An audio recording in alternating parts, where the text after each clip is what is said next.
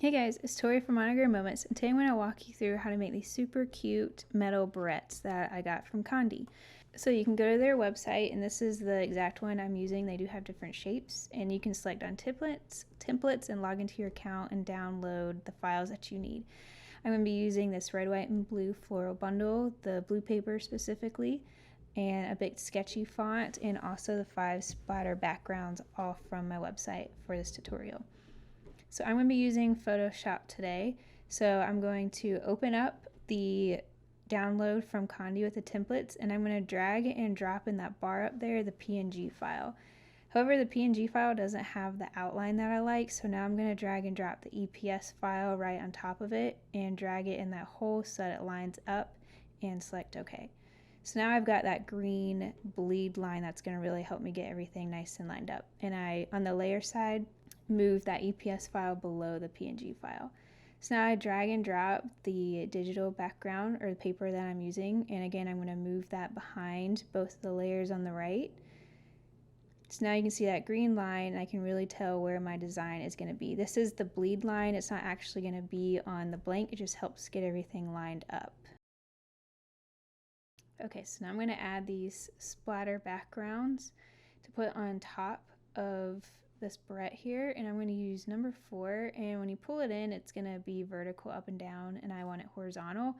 So I'm going to get it so that it's rotating, get that icon, there we go, and then I'm going to go type in 90 degrees at the top, and then select OK.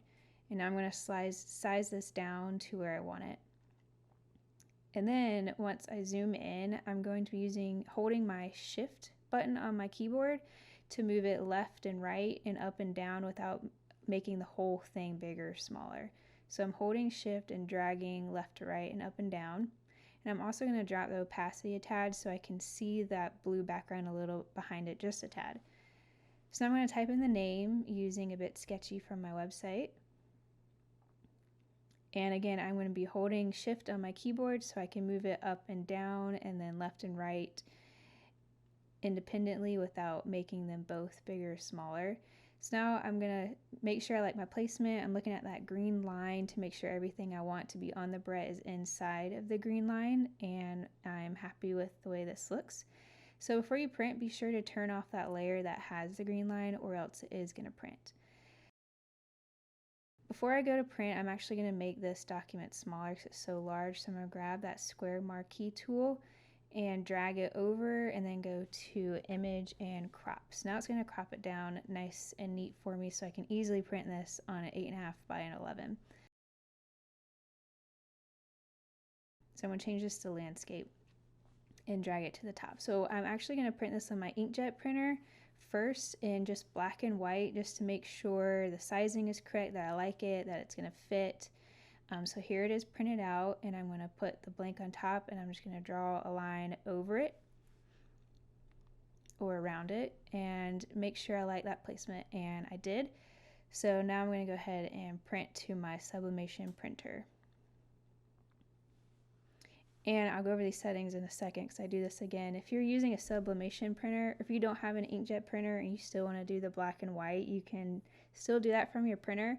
Just be sure to change out your paper so you don't waste your sub paper. You'll just print on normal paper, but you'll still be using your sublimation printer. Okay, so I am about to select print to my sub printer, and I'm going to go through these settings with you. So I'm printing on the 8.5 by 11, and then my color is going to be, I set it to the sRGB,